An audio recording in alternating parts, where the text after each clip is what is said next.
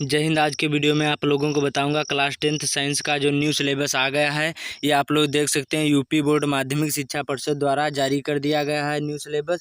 इसमें लिखा है कोविड महामारी के कारण शैक्षिक सत्र 2021-22 में महाविद्यालयों में समय के पाठन पठन का कार्य न होने के कारण परीक्षा स्थिति में सम्यक विचारोपरांत विषय में विशेषज्ञों की सीमित में के द्वारा 30% सिलेबस कम कर दिया गया है। जो 30% सिलेबस है वो कम कर दिया गया है। क्लास 10th में कोई भी सब्जेक्ट हो, चाहे हिंदी हो, चाहे मैथ हो, चाहे साइंस हो, सभी में 30% सिलेबस कम कर दिया गया है। आज के वीडियो में आप लोगों को बताऊंगा कि कौन से चैप्टर नहीं पढ़ने हैं और कौन से चैप्टर कितने नंबर के पूछे जाते हैं। ये सब इसकी आज के वीडियो में आप लोगों को पता चल जाएगा। केवल वीडियो को में लास्ट तक बने रहिए। इसमें आपको धातु एवं अधातु नहीं पढ़ना है, जिसमें धातु और अधातु लेसन में धातु तथा अधातुओं के गुणधर्म, आयनिक यौगिकों का निर्माण तथा गुणधर्म, और दूसरा लेसन तत्वों का आवर्त वर्गीकरण में तत्वों के वर्गीकरण में प्रारंभिक प्रयास। और आपको क्या नहीं पढ़ना है, न्यूलैंड का अष्टक सिद्धांत ये नहीं पढ़ना है। और अगला है जंतुओं तथा पौधों में नियंत्रण समय, ये नहीं पढ़ना है आपको। पौधों में नियंत्रण में क्या नहीं पढ़ना है, पौधों को दीक्षित गति, ये चैप्टर नहीं पढ़ना है। और कौन सा चैप्टर नहीं पढ़ना है, और ये पादपों में हार्मोन्स नहीं पढ़ने हैं का परिचय, और जंतुओं के नियंत्रण एवं समय ये नहीं पढ़ना है। तंत्रिका एवं ऐच्छिक पेशियाँ नहीं पढ़ना है तथा अनैच्छिक पेशियाँ नहीं पढ़ना है। प्रतिवर्ती प्रक्रिया नहीं पढ़ना है। रासायनिक समय नहीं पढ़ना है। और जंतुओं में हार्मोन ये सब नहीं पढ़ना है। चैप्टर में आप लोग टिक लगाते जाइए कौन कौन सी चीज़ नहीं पढ़ना है। और आगे देखते हैं, और आगे आप लोगों को ये नहीं पढ़ना है, प्राकृतिक संसाधन में ऊर्जा के स्रोत, आपको बायोगैस नहीं पढ़ना है चैप्टर। और हमारा पर्यावरण में आपको क्या नहीं पढ़ना है, हमारा पर्यावरण में पारितंत्र, ओजोन की परत का अपक्षय नहीं पढ़ना है। अपवर्तन में अवर्धन नहीं, लेंस की क्षमता नहीं पढ़ना है, और प्रकाश का परिकिरण नहीं पढ़ना है, और दैनिक जीवन में अनुप्रयोग नहीं पढ़ना है।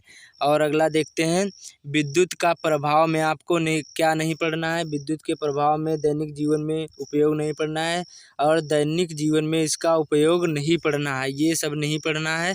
और अगला देख लेते हैं, विद्युत धारा में चुंबकीय धारा प्रभाव, ये नहीं आपको पढ़ना है। इसमें क्या नहीं पढ़ना है, इसमें दृष्ट धारा की तुलना में प्रत्यावर्ती धारा में लाभ, घरेलू विद्युत परिपथ, ये नहीं पढ़ना है।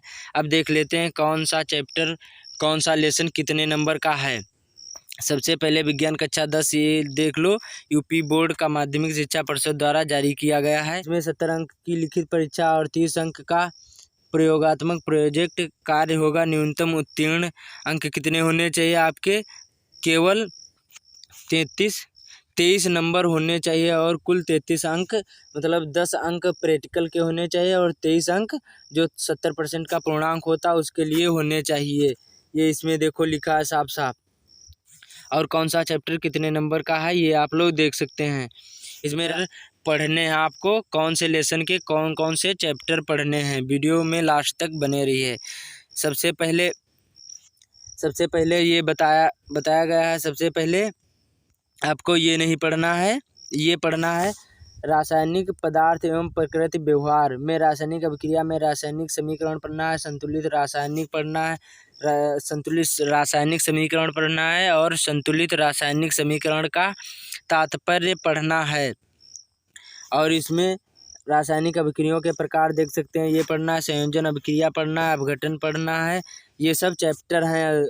और अगले में देख लेते हैं, अम्ल एवं क्षार लवण में क्या पढ़ना है, H+ और तथा OH आयनों के आधार पर अम्ल पढ़ना है ये चैप्टर। क्षार तथा लवण की परिभाषाएं पढ़नी है। सामान्य गुणधर्म पढ़ना है, उदाहरण तथा उसके उपयोग पढ़ना है। pH पैमानों की अवधारणा पढ़ना है, ये सब आप लोगों को पढ़ना है।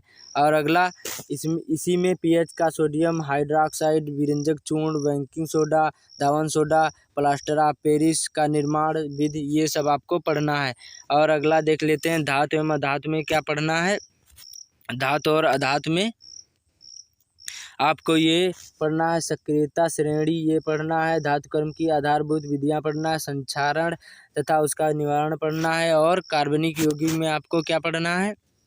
कार्बनिक यौगिकों में सहसंयोजी आबंध पढ़ना है। कार्बन की सर्वतोमुखी प्रकृति पढ़ना है। समाजती श्रेणी पढ़ना है। प्रकार्यात्मक समूह वाले कार्बनिक यौगिकों को हैलोजन ये पढ़ना है। और एल्कोहल, कीटोन, एल्डिहाइड, एल्काइन ये सब आपको पढ़ना है कि नाम की पद्धति तथा संतृप्त तथा आगे आपको ये पढ़ना असंतृप्त हाइड्रोकार्बन्स ये सभी आपको पढ़ना है। यौगिकों को रासायनिक गुणधर्म पढ़ना है। दहन, ऑक्सीकरण, संकलन, प्रतिस्थापन ये पढ़ना है। एथेनॉल, एथेनाइक अम्ल ये सब आपको पढ़ना है। और साबुन के अपमार्जक पढ़ना है। और अगला में देख लेते हैं। अगले में तत्वों का आवर्त वर्गीकरण में क्या पढ़ना है? तत्वों के आवर्त वर्गीकरण में आपको ये पढ़ना है। वर्गीकरण का आवश्यकता, मेंडलीव की आवर्त सारणी, आधुनिक आवर्त सारणी में गुणों, उन्नयन, संयोजकता, परमाणु क्रमांक, धात्विक तथा अधात्विक गुणधर्म ये पढ़ना है। और अब देख लेते हैं इकाई 2 में आपको क्या पढ़ना है। इकाई 2 में आपको क्या पढ़ना है? जैव जगत में जैव प्रक्रम, सजीव पौधों जंतुओं में पोषण, श्वसन, परिवहन तथा उत्सर्जन की मूलभूत अवधारणाएं। और प्रजनन में क्या पढ़ना है? जंतुओं तथा पौधों में प्रजनन, लैंगिक एवं अलैंगिक प्रजनन, स्वास्थ्य आवश्यकताएं, परिवार नियोजन की विधियां, सुरक्षित यौन एवं ह्यू एड्स प्रसूति एवं जनन स्वास्थ्य ये पढ़ना है। और आनुवंशिकता एवं जैव विकास में क्या पढ़ना है? आनुवंशिकता, मेंडल का योगदान, लक्षणों की वंशागत के नियम। आप लोग टिक लगाते जाइए, सभी आपको पढ़ना है। इतना 30% सिलेबस कम कर दिया गया है। और अगला देखते हैं। आनुवंशिकता एवं जैव विकास में आनुवंशिकता, मेंडल का योगदान, लक्षणों की वंशागत के नियम, लिंग निर्धारण, संक्षिप्त परिचय, विकास, मूलभूत संकल्पनाएं ये आपको पढ़ना है। और अगला देखते हैं। प्राकृतिक इकाई 3 में आपको क्या पढ़ना है? प्राकृतिक घटनाएं में क्या पढ़ना है? वक्र पृष्ठ द्वारा प्रकाश का परावर्तन, गोलीय दर्पणों में द्वारा प्रतिबिंब बनना, वक्रता, केंद्र, मुख्य अक्ष, मुख्य फोकस और फोकस दूरी, दर्पण सूत्र, निगमन नहीं ये पढ़ना है आपको। और अपवर्तन में क्या पढ़ना है? अपवर्तन के नियम, अपवर्तनांक, गोलीय लेंसों द्वारा अपवर्तन, गोलीय लेंसों द्वारा प्रतिबिंब का बनना, लेंसों द्वारा प्रतिबिंब बनाने की लेंस सूत्र ये पढ़ना है। मानव नेत्र में लेंस का कार्य, दृष्टि की एवं निवारण, गोलीय दर्पण में लेंसों का अनुप्रयोग, प्रिज्म द्वारा प्रकाश का अपवर्तन, प्रकाश का विक्षेपण ये पढ़ना है आपको। और अगला देखते हैं। इकाई 4 में आपको क्या पढ़ना है? इकाई 4 में विद्युत का प्रभाव में विद्युत धारा, विभवांतर तथा विद्युत धारा, ओम का नियम,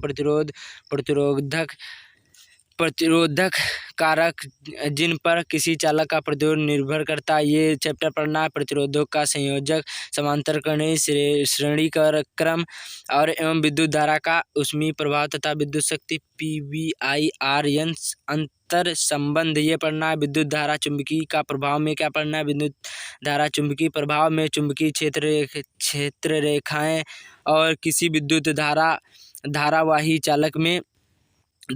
चालक में के कारण चुंबकीय क्षेत्र प्रणालिका प्रवाहित विद्युत। और क्या पढ़ना है? चुंबकीय मोटर, विद्युत और विद्युत चुंबकीय प्रेरण, प्रेरित विभवांतर, प्रेरित विद्युत धारा, फ्लेमिंग के दाएं हाथ का नियम। और अगला क्या पढ़ना? अंगूठे का नियम, दाएं हाथ का अंगूठे का नियम। और विद्युत और क्या पढ़ना आप लोगों को? और आप लोगों को पढ़ना है ये प्रत्यावर्ती धारा ये सभी पढ़ना है आपको। और अगला देखते हैं। इकाई 5 में आपको क्या पढ़ना है? इकाई 5 में आप लोगों को पढ़ना है प्राकृतिक संसाधन, ऊर्जा के स्रोत, ऊर्जा के विभिन्न रूप, ऊर्जा के प्रारंभिक एवं गैर प्रारंभिक स्रोत, जीवाश्म ईंधन ये पढ़ना है आपको। और अगला पढ़ना है आपको। इसमें ऊर्जा के स्रोत में पवन ऊर्जा, ज्वारीय ऊर्जा, नाभिकीय ऊर्जा और अवनीकरण ऊर्जा स्रोतों की तुलना, हमारा पर्यावरण में पर्यावरण की समस्याएं ये सभी आपको पढ़ना है। पर्यावरण की समस्याएं, अपशिष्ट उत्पादन तथा निवारण और जैव निम्नीकरण तथा अजैविकरणीय पदार्थ और प्राकृतिक संसाधनों में का प्रबंध। इसमें क्या पढ़ना, प्राकृतिक संसाधनों में संरक्षण तथा उचित उपयोग, वन्यजीव, कोयला तथा पेट्रोलियम का संरक्षण, वन प्रबंधन के लोगों की भागीदारी के उदाहरण, बांध उपयोगिता तथा सीमाएं, जल और संग्रह, प्राकृतिक संसाधनों, ये सभी आपको पढ़ना है। वीडियो कैसा लगा कमेंट में ज़रूर बताइए। जय हिंद, वंदे मातरम। मिलते हैं अगले वीडियो में।